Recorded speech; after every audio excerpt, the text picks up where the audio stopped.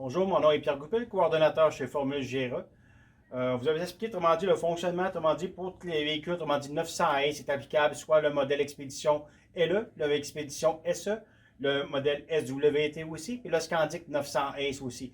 Donc, on a pas mal tous les mêmes systèmes de transmission. Pour avoir accès, autrement dit, au côté transmission de véhicule, c'est pas compliqué, c'est encore le même principe au niveau d'ouvrir les panneaux. Nous avons nos deux planches ici. On vient ouvrir notre panneau. Si on veut le démancher, on lève un petit peu par le haut comme ça ici. Donc, c'est vraiment facile d'accès au niveau du véhicule. Cette année, ils ont amélioré beaucoup la transmission, autrement dit, au niveau des 24 pouces ou autres. Il y a une grosse amélioration qui sont faites. Le nouveau système de transmission, c'est une transmission qui est à chaîne et non à gear maintenant.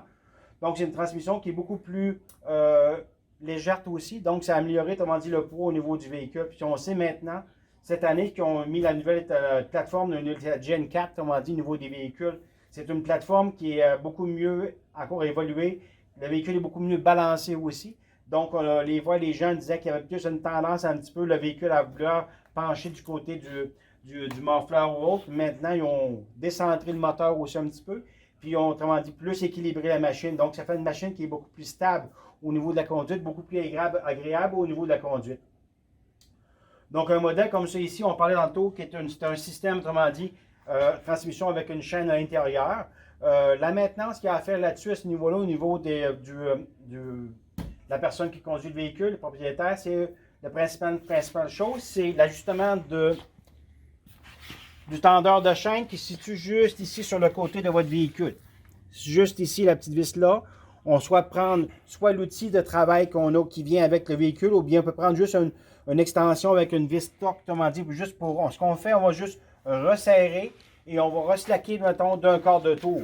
Ça, on va faire ça environ à tous les 750 km pour aller environ jusqu'à 2000 km, que la chaîne ait pris son extension au maximum à ce niveau-là.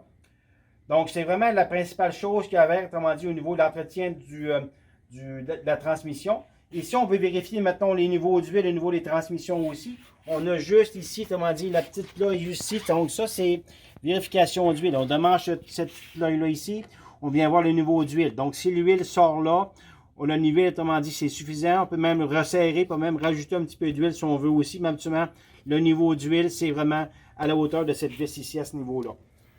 Le modèle de véhicule comme ça ici est conçu de 3 vitesses. Donc, vous avez un high, un low et même un neutre à ce niveau-là. C'est recommandé par chez BRP, autrement dit, de laisser le moins possible le véhicule virer à la position neutre. La raison est pourquoi, c'est que souvent les huiles ne monteront pas jusqu'en haut à ce niveau-là pour bien lubrifier les pièces. Donc, ce qu'on peut faire, mettons, par temps froid, on peut faire, autrement dit, on peut décoller le véhicule sur le neutre le matin. Après ça, autrement dit, on met notre véhicule, autrement dit, en vitesse pour le laisser réchauffer à ce niveau-là. Donc, on est sûr que l'huile va partir de la base, va monter jusqu'en haut pour bien lubrifier les chaînes et les guides d'entraînement au niveau de la transmission à ce niveau, au niveau du véhicule.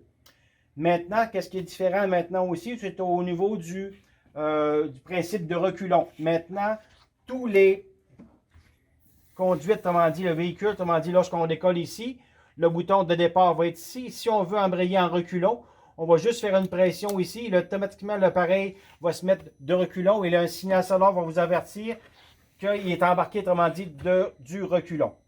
Si toutefois, il y a un problème, autrement dit, c'est qui arrive très rarement, que le véhicule refuse, autrement dit, d'embarquer du reculon, c'est qu'il y a soit deux options sont principalement qui peuvent arriver, c'est soit que le tendeur de chaîne a été trop serré, ou bien que votre courroie, le côté, est mal ajusté. Ça peut être les deux choses principales qui peuvent occasionner, autrement dit, une défaillance au niveau du reculon qu'ils ne veulent pas embarquer.